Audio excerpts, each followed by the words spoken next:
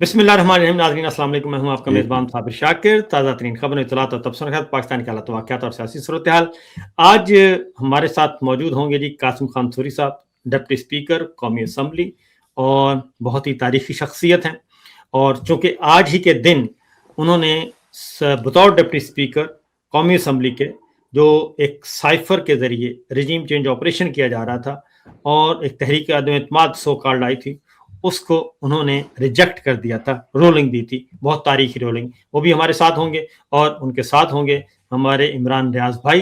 तो ताज़ा तरीन सूरत हाल पे बात करेंगे। तो गुफ्तगू का आगाज़ करते हैं। तो सबसे पहले इमरान रियाज खान भाई आपसे पूछता हूँ कि ये हमें तो अनाड़ी कहते थे, ये तो खिलाड़ी आ गए, इन्होंने तो 3-3 बारियां ली हुई थी, तो ये किस तरफ मुल्क को लेकर जा रहे हैं? बिस्मिल्लाहिर्रहमानिर्रहीम। बहुत शुक्रिया कासिम भाई आपका, आपके तमाम सुनने वालों को अस्सलाम वालेकुम। साबिर भाई अस्सलाम वालेकुम। ये जो मामला देखें, आपने रूलिंग का जिक्र किया तो मामला फिर वहीं जाके वापस खड़ा हो जाता है ना। हम जहां से चले हैं वहीं पे खड़े हैं। ये दायरों का एक सफर है जो खत्म ही नहीं हो रहा। आपने उस दिन रूलिंग दी थी तो पाकिस्तान में अदलिया ये कह रही थी और जजेस ये कह रहे थे और ये बहुत सारे लोग जो चौधरी बने हुए हैं वो ये कह रहे थे कोई गैर आईनी काम हो गया। लेकिन उसके बाद 4 साल में हर थोड़े अरसे के बाद वो रूलिंग सच साबित हुई। पूरी दुनिया से गवाही आई, अमेरिका से गवाही आई। आपकी रूलिंग की गवाही फजलुर रहमान ने दी, आपकी रूलिंग की गवाही मोहम्मद जुबैर ने दी, आपकी रूलिंग की गवाही जावेद लतीफ ने दी, आपकी रूलिंग की गवाही नून लीग ने, पीपल्स पार्टी ने, और आपकी रूलिंग की गवाही एमक्यूएम ने, एएनपी ने, फजलुर रहमान की पार्टी ने, पाकिस्तान की तमाम पॉलिटिकल पार्टीज ने, ख्वाजा आसिफ साहब ने, मलक अहमद खान ने, बिल्कुल मलिक अहमद ने, इसहाक डार साहब ने, शहबाज शरीफ साहब ने, मरीम साहिबा ने, सबने आपकी रूलिंग की गवाही पूरे पाकिस्तान ने दे दी। और जो खदशा था कि पाकिस्तान को कंट्रोल करने वाले जर्नैल अपनी मर्जी का जो टोला मुसल्लत करेंगे वो पाकिस्तान का बेड़ा गर्क कर देगा, यही खदशा था पहले दिन से और वो हुआ। देखिए, आज इमरान खान साहब के दौर की निस्बत पेट्रोल सस्ता है आलमी मंडी में। इस वक्त जब मैं और आप बात कर रहे हैं तो ये 107-8 रुपए, 107-8 डॉलर फी बैरल है। इमरान खान के दौर में ये 125 डॉलर फी बैरल तक भी गया था। तो जब 125 डॉलर फी बैरल का आलमी मंडी में पेट्रोल था उस वक्त 150 रुपए का इनको बहुत महंगा लगता था। आज 110 डॉलर फी बैरल से कम है कीमत, तो ये एक दूसरे को शाबाश दे रहे हैं कि 500 का भी कुछ नहीं है। ये हमें पागल समझते हैं, हम रोटी को चोची कहते हैं, हम बेवकूफ हैं। ये जो तजर्बाकारों ने, मिस्त्रियों ने पाकिस्तान के साथ तजर्बा किया है ना, इसके बाद हुआ ये कि आपकी मईशत डूब गई पाकिस्तान की। हर दूसरा पाकिस्तानी गरीब हो गया। पाकिस्तान में बेरोजगारी अपने उरूज पे पहुंच गई, सारे रिकॉर्ड टूट गए। महंगाई के सारे रिकॉर्ड टूट गए, कर्जों के भी सारे रिकॉर्ड टूट गए। पाकिस्तान बनने के बाद से लेकर अब तक हमने जितना कर्जा लिया है, लगभग उतना कर्जा हमने गुज़िश्ता 4 साल में ले लिया है। दहशतगर्दी के भी सारे रिकॉर्ड टूट गए, जुल्म और बर्बरियत के भी सारे रिकॉर्ड टूट गए। बिल्कुल सरमायाकारी 50 साल की कम तरीन सतह के ऊपर आ गई और वो लगातार नीचे की तरफ मामला जा रहा है। पूरे मुल्क को इन्होंने आईएमएफ के सामने और बड़े बड़े ताकतवर ममालिक के सामने गिरवी रख दिया है। चाइना हमसे शदीद नाराज है। जनरल बाजवा के दौर में चाइना को नाराज करने का सिलसिला शुरू हुआ था और जनरल बाजवा ने बाय चॉइस अमेरिकन को जाकर यह कहा था, और जनरल बाजवा ने यह एतराफ हमारे सामने किया है, जिसको मैं एतराफ जुर्म कहता हूं, कि 20 के करीब सहाफी मेरे पास गवाह हैं, जिनमें साबिर शाकिर भाई यहां बैठे हुए हैं, कि जनरल बाजवा ने कहा कि मैं अमेरिकन के पास गया और मैंने उन्हें कहा तुम हमें ऐसे लोगों से ताल्लुक क्यों बनाने पर मजबूर करते हो जिनकी हम जबान नहीं बोलते, जिनकी तरह के हम कपड़े नहीं पहनते, हमारे बच्चे उनको मुल्कों में पढ़ने नहीं जाते, हमारी फैमिलीज वहां पे सैर करने नहीं जाती, तुम हमें वहां क्यों धकेलते हो? हम तुम्हारे साथ रहना चाहते हैं, तुम्हारे जैसे कपड़े पहनते हैं, तुम्हारे कल्चर में खुश रहते हैं, हमारी फैमिली तुम्हारे मुल्कों की सैर करना चाहती है। तो अमेरिका को जनरल बाजवा ने कहा कि चाइना से हम ताल्लुक नहीं रखना चाहते। बिल्कुल सही है, मुझे याद है। नहीं कर रहे। फिर साइफर मिल गया, उसको नजर करम हो गई कि जनाब ले लें आप एक और एक्सटेंशन। तो मामला बड़ा सादा है, कहानी वहीं पे खड़ी है जहां से शुरू हुई थी, लेकिन इस बीच में पाकिस्तान का बेड़ा गर्क कर दिया इन्होंने, तजर्बाकारों ने पकड़ के। आज जो पेट्रोल की प्राइस है, इसके ऊपर जो बंदा, मेरा दिल करता है इनको चपेड़े मारे बंदा और गिने भी ना। इनको बंदा चपेड़े मारे और बंदा गिने बिना, ये मुजरिम है इस कौम के, ये लानती लोग बेशरम। इन्होंने इमरान खान के दौर में 150 रुपए लीटर पेट्रोल के ऊपर इन्होंने सीना कुबियां की हैं। ये तत्ते तवे के ऊपर बैठे हुए थे, ये घुंघरू पहन पहन के नाच रहे थे, ये अजीबोगरीब किस्म के लोग। आज ये क्या कह रहे हैं कि जनाब बड़ी कुर्बानी दी शहबाज शरीफ ने कि 500 रुपए का लीटर किया। और बेशर्मो, उस दौर में $125 फी बैरल आलमी मंडी में बिक रहा होता था इसके आसपास। आज वो 110 तक नहीं पहुंचा और तुम 500 को जस्टिफाई करते हो। इमरान खान के दौर में तुम्हें 150 का जस्टिफाई नहीं हो रहा था। ये मुनाफिकत देखें कासिम सूरी साहब, आप लोगों की कल हुकूमत आएगी, यहां सबकी बारी आती है। अवाम जिसको लाना चाहती है वो आ ही जाता है, आज नहीं तो कल आ जाएगी। पीपल्स पार्टी को रोका गया था, कब तक रोक लिया उन्होंने? आ गए वापस। पीएमएलएन को रोका गया था, कब तक रोक लिया उन्होंने? आ गए वापस। जब आपकी हुकूमत आएगी तो ये चीजें आपको भी फेस करनी पड़ेंगी। यानी अगर आप इस तरह का इनसेन काम करेंगे तो हम तब भी यही कह रहे होंगे। लेकिन मुझे उन बेशर्मों पे हैरत होती है जिनका क्राइटेरिया उस वक्त कुछ और था जब इमरान खान इक्तदार में था, और आज कुछ और है। और वजह क्या है कि पीछे से जर्नैलों ने चाबी दी हुई थी कि तुन के रखो, निकालो इमरान खान को बाहर। ये है मामला। और ये इमरान खान ने एक जुमला कहा था, मुझे आज जब पेट्रोल की कीमत बढ़ी है तो एक ही जुमला याद आया इमरान खान का। साबिर भाई याद है आपको उसने क्या कहा था? जी हाँ साबिर भाई आप ही बता दें, आपके दिन में भी वो जुमला आ रहा होगा। सबके आ रहा है, पूरे पाकिस्तानी कौम को याद है। उसने कहा कि मैं तो बर्दाश्त कर लूंगा, मेरे बर्दाश्त कर लूंगा, आप नहीं कर यही कहा था साबिर भाई, यही कहा था ना कौम, पाकिस्तानी कौम बर्दाश्त नहीं कर सकेगी। और उसने ये साबित किया कि उसकी बर्दाश्त हम सबसे बेहतर है। उसने पाकिस्तानियों को कहा था कि मैं तो बर्दाश्त कर लूंगा, तुम अपने लिए खड़े हो जाओ, मैं तुम्हारे लिए खड़ा हूं। बिल्कुल। ये लोग पेट्रोल की लाइनों में जरूर लगेंगे जाके, इनको आप 2000 रुपए का लीटर पेट्रोल देंगे तब भी जाके ये खरीद लेंगे। लेकिन मेरा सवाल ये है कि जो लोग इनको बेवकूफ बना के, इनको चक्कर दे के, इनके साथ फ्रॉड करके जबरदस्ती इनके इक्तदार पे काबिज हुए हैं, ये उनके गिरबानों में हाथ कब डालेंगे? जब तक मिलिट्री एस्टेब्लिशमेंट को यहां गिच्ची से नहीं ना पकड़ेगी पाकिस्तान की अवाम, ये पाकिस्तान ठीक नहीं होना। और यार खुदा का नाम ले यार, 500 लीटर पेट्रोल, यार 500 रुपया लीटर पेट्रोल। आप मुझे बताएं ना दुनिया में क्या रेट क्या है? आपके पास मैं आपको बताऊंगी कि मेरे सामने अभी हम यही का बात कर रहे थे। अफगानिस्तान में इस वक्त 0.86 डॉलर है, यानी कि $1 से भी कम रेट है। पाकिस्तान ईरान में 0.36, तुर्की में 1.2 डॉलर पे है, नेपाल 1.15, $1.15, मंगोलिया 1.44, चाइना 1.35, इंडिया 1.707, और उसके बाद Sri Lanka 1.46, Sudan 1.05, Ethiopia 0.83, Canada 1.40, Japan 1.13, Vietnam .90, Bangladesh 1.02, China 1.35, Nepal 1.15। ये रेट हैं इस वक्त। और इंडोनेशिया 0.73, 73, यानी कि $0.25 फी लीटर, ये रेट हैं। ये कासिम भाई, ये कौन से प्लेनेट पे है ये मुल्क सारे? ये तो आप एक और चीज देखें इमरान भाई कि अपनाए हुर्मत से पाकिस्तान के झंडे लगे हुए जो है ना वो हमारे टैंकर गुजर रहे हैं और सबसे महंगा पेट्रोल भी दे रहा है ईरान।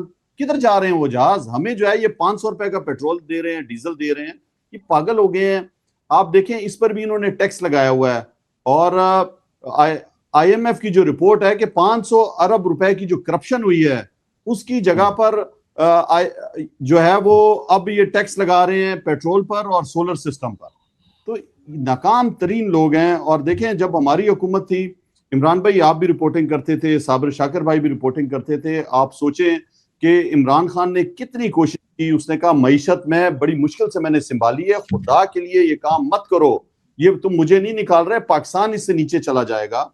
और आज जलसों में वो कहते रहे, बाजवा को समझाते रहे। जिस तरह भी आपने कहा है, बाजवा जो है वो आप यकीन करें मैंने अपने कानों से सुना हुआ है कि वो कहता था तुम लोग क्यों शलवार कमीज पहनते हो। इमरान खान साहब मेरे साथ गए कोयटा में, उनके साथ जहाज में था, PM के जहाज में, और वहां पे स्टाफ कॉलेज में खान साहब ने खिताब करना था। जब खिताब करके वापस जहाज में बैठे तो उन्होंने बड़ा गुस्से का इजहार किया कि पाकिस्तानी, हमारी जबान उर्दू है तो तुम क्यों इंग्लिश बोलते हो? एमएस को अपने कहा, और उन्होंने कहा लिखो कि आइंदा किसी भी प्रोग्राम में मैं गया वहां पे इंग्लिश नहीं बोली जाएगी, वहां पे जो है उर्दू में बात होगी, तमाम फौजी भी उर्दू में बात करेंगे।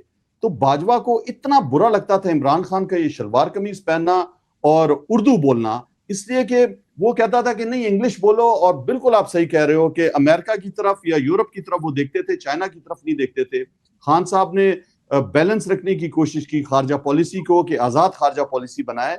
लेकिन ये जो गुलाम ज़हन के लोग हैं, ये आप देखें इतने खौफ में थे जब इंडिया ने हमला किया। आप सब भी मेरा ख्याल वहां पे, आप लोगों को भी, साफियों को भी उन्होंने ब्रीफिंग दी कि हमारे तो जो है वो टैंकों में डीजल नहीं है, धुआं देते हैं, हम नहीं लड़ सकते। तो जब आपका सिपा सलार इतना बुज़दिल होगा बाजवा, और अब आसिम मुनीर उससे ज्यादा बुज़दिल है, तो देखें किस तरह कौम खड़ी होगी या उसका दिफा किस तरह होगा। और ये अकल मैं आपकी बात तस्लीम करता हूं। मैं ये मानता हूं कि जनरल बाजवा बुज़दिल था, मैं मानता हूं जनरल बाजवा बुज़दिल था। परवेज मुशर्रफ बुज़दिल था, उल्टा लेट गया, चारों शाने चित हो गया जिस वक्त अमेरिका ने कहा कि पत्थर के जमाने में धकेल देंगे। रिचर्ड आर्मिटेज का बयान था, लेकिन उन दोनों ने इस्तिस्ना नहीं लिया था। बिल्कुल, ये तो उससे भी देखें बुज़दिल है। और इसकी बुज़दिली की एक बात बताऊं, पाकिस्तान हमेशा फलस्तीन के साथ खड़ा हुआ है। ये हमारी खारजा पॉलिसी का एक अहम रुकन रहा है कि हम मजलूम समझते हैं और काबिल समझते थे इसराइल को फलस्तीन की जमीन पर। और कायदे आजम ने भी जो कहा था, अब आप देखें कि ये इतना बुज़दिल है कि फलस्तीन के लिए आप एक मुजाहरा नहीं कर सकते पाकिस्तान में, आप पर केसेस बन जाते हैं, आपको उठा लिया जाता है। और अब जब इसराइल ने सजाए मौत का कानून पास कर दिया फलस्तीनियों के लिए, तो हमारी तरफ से क्या बयान आया है? पूरी दुनिया जो है, यूरोप उसके लिए बोल रहा है। एक बात मैं आपको, पाकिस्तान नहीं बोल रहा। कितने अफसोस की बात है, बुज़दिलीपन है। तो और ये क्या है? ये जो पेट्रोलियम की बात हो रही है जी, ये आबनाए हॉर्मुज़ से इसका कोई ताल्लुक नहीं है, पेट्रोलियम की किल्लत से कोई ताल्लुक नहीं है, आलमी मंडी में तेल की कीमतों से इसका कोई ताल्लुक नहीं है। ये मेरे सामने 3-4 खबरें हैं। IMF ने पेट्रोलियम मसनूआत और सोलर सिस्टम पर 18% GST लगाने का मुतालबा किया, नंबर 1। दूसरे हमारे माहिर मईशत हैं डॉक्टर आबिद सुलैरी साहब, उन्होंने कहा कि अगर 105 रुपये पेट्रोलियम लेवी और इस पर 35 रुपये टैक्स और 2.5 रुपये कार्बन टैक्स, अगर IMF के साथ रेवेन्यू टारगेट पूरा करने के लिए वो भी इसमें शामिल करना है, तो फिर तेल की कीमत इतनी ऊपर चली जाएगी कि लोग सड़कों पर आ जाएंगे। अब सबसे इंपॉर्टेंट बात जो है वो शहबाज राणा साहब ने की है, उन्होंने अंदर की बात बता दी जी। और एक बात तो बहुत ही खतरनाक है। पहली बात यह है कि IMF FBR के लिए टैक्स अहदाफ मुकर्रर करेगा। बैनुल-अक़वामी मालियाती फंड पाकिस्तान पर मजीद 3 शराइत आयद करेगा। निफाज के इक़दामात के जरिए हदफ के मुताबिक टैक्स वसूली को यकीनी बनाया जा सके, और इजाफी रेवेन्यू हासिल नहीं हो सका ये सारी कागजी कार्रवाइयों के नतीजे में। और जो अगली बात उन्होंने कही है वो ये है कि मिडल ईस्ट की जंग की वजह से जो मौका पैदा हुआ था, पाकिस्तान इसका फ़ायदा नहीं उठा सका, क्योंकि पाकिस्तान ने खुद IMF से कहा कि हमारी इकोनॉमी के ऊपर, हमारे करंट अकाउंट खसारे के ऊपर मशरक़ वुस्ता की जंग का असर नहीं पड़ेगा। यही वजह है कि IMF ने जी बजट सरप्लस का बुनियादी हदफ तब्दील नहीं किया। ये कर रहे हैं मामलात। अच्छा, मैं आपको देखें ना, मैं छोटा सा तालिब इल्म हूं इसका, मईशत का थोड़ा बहुत मैंने BSc इकोनॉमिक्स पढ़ी है, तो मैक्रो इकोनॉमिक्स को थोड़ा बहुत मैं समझता हूँ, और मैं इसको पढ़ते रहते हैं, स्टडी करते रहते हैं, बतौर सहाफ़ी कुछ चीजें सामने आती भी हैं। मेरी जो असेसमेंट है ना इसमें वो ये है कि ये खसारा पूरा कर रहे हैं। हाँ जी। अच्छा, इसमें होता क्या है कि जब भी कभी कारोबारी जिंदगी बंद हो जाता है ना किसी मुल्क में, जैसे पाकिस्तान में हो गया, लोग जमीन खरीद नहीं रहे, बेच नहीं रहे, लोग कारोबारी जिंदगी नहीं कर रहे, खरीदो फरोख्त बहुत कम हो गई है जी हाँ। तो जब खरीदो फरोख्त कम हो जाती है और बड़े सौदे नहीं हो रहे होते मुल्क के अंदर, तो टैक्स का एक बहुत बड़ा हिस्सा खाली हो जाता है। फिर आप अपने अहदाफ पूरे नहीं कर पाते। मईशत का साइकिल चलता है तो सरकार को पैसा मिलता है। मैं मिसाल आपको देता हूं, 100 रुपए का नोट जितनी मरतबा ट्रेवल करेगा उतनी मरतबा गवर्नमेंट को, अगर 18% टैक्स है तो 100 रुपए का नोट जितने हाथों में जाएगा उतने हाथों के जरिए से गवर्नमेंट के पास 18 रुपए हर दफा आएंगे। अब अगर वो नोट बैंक में पड़ा हुआ है तो फिर कोई 18 रुपए नहीं आ रहे गवर्नमेंट को। लोग पैसा दबा के बैठे हुए, लोग कारोबार कर नहीं रहे हैं, एतबार ही नहीं है लोगों को गवर्नमेंट के ऊपर। जब ये सिचुएशन बन जाती है ना, तो गवर्नमेंट के पास सिर्फ दो रास्ते रह जाते हैं। तीन रास्ते होते हैं एक्चुअली। एक तो होता है कि कर्जे ले गवर्नमेंट अपना निजाम चलाने के लिए, जो वो ले रही है। दूसरा रास्ता गवर्नमेंट के पास ये बच जाता है कि गवर्नमेंट उन चीजों के ऊपर टैक्स लगा दे जिनके बगैर लोग जिंदा ही नहीं रह सकते। यानी गवर्नमेंट टैक्स लगा दे ऐसी चीजों पे जो हर हाल में गवर्नमेंट इकट्ठा कर ले। मिसाल के तौर पे पेट्रोल महंगा कर दे, लोगों को खरीदना पड़ेगा। बिल्कुल। खाने पीने की चीजें महंगी कर दे, लोगों को खरीदनी पड़ेगी। बिजली महंगी कर दे, लोगों को बिल देना होगा। गैस महंगी कर दे, लोगों को बिल देना होगा। तो वो चीजें महंगी कर दे गवर्नमेंट जो लोगों ने हर हाल में जाके मार्केट से लेनी है। नंबर 3, जितना आपका तनख्वाहदार तबका है उस सब के ऊपर टैक्स का भारी बोझ डाल दे। जब भी किसी मुल्क के अंदर कारोबारी जिंदगी कम होता है या बंद होता है या मुआशी साइकिल रुकता है, जैसे पाकिस्तान में रुका हुआ है, तो फिर ये 3 तरीके इस्तेमाल किए जाते हैं। लोगों के ऊपर टैक्स लगाओ, जो तनख्वाहदार तबका है उसके ऊपर। महंगाई के अंदर इजाफा करो उन चीजों पे, खास तौर पे जो लोगों ने लेनी है। गाड़ी तो तभी चलेगी ना, या मोटरसाइकिल तभी चलेगा जब उसमें पेट्रोल डलेगा या डीजल डलेगा। उसके बगैर तो गुजारा नहीं है। आगे किसानों की फसल आ रही है। कासिम भाई, आप मुझे ये बताएं कि गवर्नमेंट अब अगर ये डीजल का रेट होगा, आगे कटाइयां हैं गंदम की, मुझे ये बताएं कि बिल्कुल काम करीब लगा हुआ है, तो अब रेट क्या होना चाहिए गंदम का? क्या ये किसान को 5,000 रेट देंगे? अब इन्होंने तो पिछली बड़ा सवाल तो ये है ना, ये तो 2,000 नहीं देते। जी हाँ, तो बिल्कुल। किसान की तो कॉस्ट कहां से कहां चली गई है, वो तो फंस गया बेचारा। तो अब अच्छा, इसके बाद बिजली भी महंगी होगी, ये भी आप अपने ध्यान में, क्योंकि आईपीपी के साथ आपने मुआहदा किया हुआ है कि बिल्कुल। आपकी कॉस्ट ऑफ प्रोडक्शन को हम देखेंगे, लेकिन आप प्रोडक्शन कितनी करते हैं वो हम नहीं देखेंगे। हम ये देखेंगे कि आपको कितनी कॉस्ट पड़ रही है फी यूनिट। आप वो यूनिट बनाएं या ना बनाएं, वो यूनिट के पैसे हम आपको देंगे। ये नवाज शरीफ सदके जाए, नवाज शरीफ के और शहबाज शरीफ के, इन्होंने पाकिस्तान के साथ वो बेशर्मी की है कि पाकिस्तान का ये मुआहदा मैं आपको, आप मेरे से लिखें दोनों। अगर नरेंद्र मोदी भी होता ना, पाकिस्तान का बदतरीन दुश्मन, वो भी ये मुआहदा करते हुए ना, सबसे पहले उसकी नजरें झुक जाती कि यार इस कौम के साथ इतनी बड़ी ज्यादती मैं नहीं कर सकता। नरेंद्र मोदी होता, नेतन्याहू होता, अगर उसने पाकिस्तान के लिए ये फैसला करना होता ना, ये आईपीपी वाला, वो पाकिस्तान के बदतरीन दुश्मन भी ये फैसला करते हुए नजरें नीची कर देते कि नहीं यार, हम लोगों के साथ इतना बड़ा जुल्म नहीं कर सकते जो जुल्म इन दोनों भाइयों ने कर दिया पाकिस्तान के साथ, नवाज शरीफ ने और जरदारी ने। और ये दोनों भाई हैं आपस में। अब शहबाज शरीफ भी, एक का भाई शहबाज शरीफ है, दूसरे का बच्चा बिलावल है। इन्होंने रल के पाकिस्तान के साथ ये बेशर्मी की। अब ये खसारा पूरा कर रहे हैं। टैक्स इकट्ठा हो नहीं रहा, मुल्क के अंदर मईशत चल नहीं रही, टैक्स है नहीं, खसारा पूरा कर रहे हैं बस।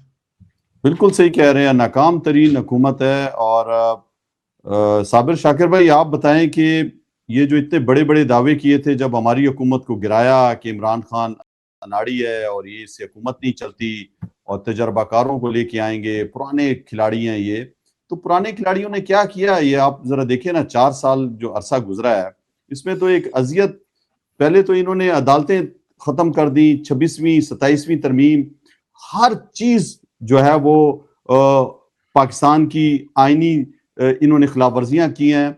और अब जो अवाम को रिलीफ देना था, या ये कहते थे कि हम तजर्बेकार हैं, किधर गया इनका तजर्बा? देखिए, बात यह है कि इनका तजर्बा तो जनरल बाजवा से पूछना चाहिए और जनरल आसिम मुनीर साहब से पूछना चाहिए, और बहैसियत इदारा हमें पूछना चाहिए मिलिट्री इस्टेब्लिशमेंट से कि इस सारे मामले में पाकिस्तान और पाकिस्तानियों को रुस्वा करने के मामले में और इलेक्शन चोरी के मामले में, रजीम चेंज ऑपरेशन के नतीजे में इन्होंने पाकिस्तान की कौन सी खिदमत की है या पाकिस्तानियों की कौन सी भलाई की है। सिर्फ ये दोनों असाब बता दें, जनरल कमर जावेद भी और जनरल आसिम मुनीर साहब भी, सिर्फ इतना बता दें, सिवाय इसके कि एक एक्सटेंशन मिल गई, ताहयात तावफात जो है वो इस्तिस्ना मिल गया, 5 साल मिल गए और मामला कंट्रोल में आ गए। इमरान खान को, अपोजिशन को, ख़वातीन को, हमारी माओ बहनों बेटियों को बेरुस्वा कर दिया, बेतौकीर किया, उनको जेलों में डाला। इसके अलावा अगर पाकिस्तान की कोई खिदमत की है इन्होंने 4 सालों में, और जिनमें 4 सालों में 6 महीने हैं जनरल कमर जावेद के और बाकी 3.5 साल इस वक्त हो चुके हैं जनरल आसिम मुनीर साहब को, कि उन्होंने, उनका विजन जो था वो 2024, उसके बाद भी 2 साल से ज़्यादा हो गए इस जाली निज़ाम हुकूमत को भी। पहले इम्पोर्टेड सरकार लेके आए, फिर काकड़ सरकार लेके आए, फिर ये लेके आए इनको। तो क्या इन्होंने मामलात को कंट्रोल कर लिया? क्योंकि सबसे बड़ी चार्जशीट ये थी कि इमरान खान मईशत जो है वो संभाली नहीं जा रही, और उस मईशत को वो कह रहे थे जो 6.2% शरह नमू थी, तरक्की की रफ्तार थी, और गुर्बत, महंगाई, बेरोजगारी इससे कहीं कम थी, कहीं कई गुना ज्यादा कम थी, और उसको कह रहे थे कि आपको आता नहीं है। लेकिन हकीकत यह है कि मामला वही है कि रजीम चेंज ऑपरेशन, हमने एक ग्रेड 20 के डोनाल्ड लू के कहने पर उसकी तरफ से एक चिट्ठी आई, उसने बुलाया हमारे एम्बेसडर को, हमारे मिलिट्री अताशी को, लंच भी किया पाकिस्तान के खर्चे पे, इनको धमकियां भी लगाई और हुक्म भी दिया कि जाके इमरान खान का तख्ता उलट दो, तहरीक आदम एतमाद को कामयाब करवा दो। और हमारे एम्बेसडर ने आगाह किया, हमारे मिलिट्री अताशी ने आगाह किया, उसको माना गया कि ये कौमी सलामती के साथ खेला गया है और ये बैरूनी मुदाखलत है, उस पर डिमार्च किया गया। लेकिन जी हाँ, बिल्कुल। उस हुक्म की तामील की गई, और उस हुक्म की तामील की गई, मनो-अन तामील की गई, और फिर ये साइफर मंगवाने में, मैं अगली बात आपको बताऊं, जो इमरान भाई कह रहे थे ना कि ये जाके कहते थे जनरल बाजवा के जी, मैं तो ये जाके कहता हूं कि भाई हमारे तो बच्चे भी आपके तरफ जाते हैं, पढ़ने भी जाते हैं, सैर भी करने जाते हैं, तो हमें आप चाइना की तरफ क्यों धकेलते हैं या रशिया की तरफ क्यों धकेलते हैं? तो इन्होंने जाके खुद बताया था कि जनाब हो ये रशिया की तरफ जा रहा है इमरान खान, ये आज़ाद खारजा पॉलिसी लेके आ रहा है, इसने एक स्ट्रेटेजिक पेपर तैयार करवा लिया है, उसमें ईरान सऊदी अरब के साथ बराबर के ताल्लुक रखेगा, तुर्की और सऊदी अरब के साथ दरमियान बराबर के ताल्लुक रखेगा, चाइना और अमेरिका के दरमियान बराबर के ताल्लुक रखेगा। तो ये बिल्कुल अपोजिट साइड पे जा रहा है, इसको रोकें, और मुझे एक साइफर चाहिए, मुझे आपका एक हुक्मनामा चाहिए, ताकि वो हुक्मनामा मैं अपने जर्नैलों को दिखाऊं और कहूं कि देखें ये उधर से ऑर्डर आ गया है, अब मेरे पीछे अमेरिका है और अब मुझे कोई नहीं रोक सकता। ये सारे का सारा खेल है। लेकिन मैं इस मौके पे आपसे जरूर पूछूंगा कासिम भाई कि आप जरा बताइएगा कि जो रूलिंग दी थी, उस रूलिंग का जरा बताइए उस दिन, क्योंकि आज ही के दिन दी थी, वो क्या प्लानिंग थी, क्या सोचा गया था, और कैसे आपने वो सारे का सारा मामला अंजाम तक पहुंचाया था? साबिर भाई, पहला रोजा था, और जिस तरह मार्च में ही आपने देखा है परेड ग्राउंड रावलपिंडी में, इस्लामाबाद में इमरान खान साहब ने जो जलसा किया था पाकिस्तान तहरीक इंसाफ का, उसमें बाकायदा लहराया भी था, और उन्होंने पूरी कौम को इत्माद में लिया कि इस तरह जो है एक साजिश तैयार हो गई है और साइफर आया, रजीम चेंज ऑपरेशन हो रहा है। तो सारे लोग कहते थे इमरान खान जो है ना, वो उसको बस एक हाथ लग गया है कागज और वो अपने आप को बचाना चाह रहा है। और खान साहब ने देखे इससे पहले भी रजीम चेंज ऑपरेशन हुए होंगे, लेकिन ये पहली दफा है कि एक शख्स वो खड़ा हो गया और उसने कहा कि मेरी हुकूमत को सिर्फ और सिर्फ इस वजह से हटाया जा रहा है। जो आपने देखा अक़वाम मुत्तहिदा में इमरान खान साहब ने जो तकरीर की थी, और वो पूरी दुनिया में सबसे ज्यादा देखी जाने वाली तकरीर थी, जिसमें उन्होंने हमारे प्यारे नबी सल्लल्लाहु अलैहि वसल्लम की हुर्मत की बात की, इस्लामोफोबिया का मुकदमा लड़ा, और उन्होंने जब आखिर में कहा कि आई बिलीव इन ला इलाहा इल्लल्लाह, कि मैं ला इलाहा इल्लल्लाह पे यकीन करता हूँ, अगर पाकिस्तान पे अटैक हुआ तो फिर हम भी जवाब देंगे। और दुनिया को उन्होंने तंबीह की थी कि दोनों एटमी ममालिक हैं, इंडिया और पाकिस्तान, तो इसके अंदर आप रोल अदा करें और इंडिया को समझाएं कि वो हमला ना करे पाकिस्तान पे, हम खुद जो है अपना दिफा करेंगे। लेकिन ये सब सिनेरियो होते हुए, और मैंने आपको बताया बाजवा की जो सोच थी, इमरान खान चाइना से अमेरिका में बैठ के चाइना की मिसाल देते थे वो, कि चाइना में कितनी तेजी से गुर्बत जो है वो कम हुई है, और इसी तरह वो तेहरान के जो है वहां के तेहरान का जो मेयर है उसकी उन्होंने जाके तारीफ की। तो ये चीजें इस तरह की थी कि वो तो बेखौफ आदमी थे। आपने देखा डोनाल्ड ट्रंप के साथ भी उनकी बॉडी लैंग्वेज किस तरह पॉजिटिव थी, और यही नवाज शरीफ जाके जब बैठता है या शहबाज शरीफ जाके वहां पे बैठता है तो किस तरह इनकी ओछी हरकतें होती हैं। तो मुझे अच्छी तरह देखे, मैं बड़ा हुआ हूँ इमरान खान साहब के साथ, तो मुझे पता था और हमारा एम यही था कि पाकिस्तान में जो है हमने इसको फलाई रियासत बनाना है, तालीमी इंसाफ, अदालती इंसाफ, माशी इंसाफ लेके आना है। तो ये सारी चीजें जब हमने देखी, हुकूमत में इतनी मेहनत की, इतनी बचत करवाते थे, खुद भी वो बचत करते थे, हमें कहते थे ये टैक्स का पैसा है, ये गवर्नमेंट का पैसा गरीब अवाम के टैक्स का पैसा होता है।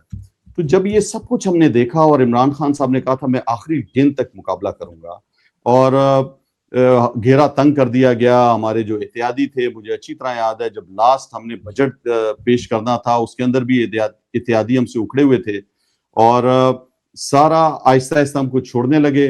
और जब सिंध हाउस के अंदर लोगों को जमा किया गया, और उससे पहले आपको बताऊं कि एम्बेसी के अंदर भी हमारे बहुत से पीटीआई के रहनुमाओं को बुलाया गया और उनको बताया गया कि इमरान खान जो है वो ये क्या कर रहा है।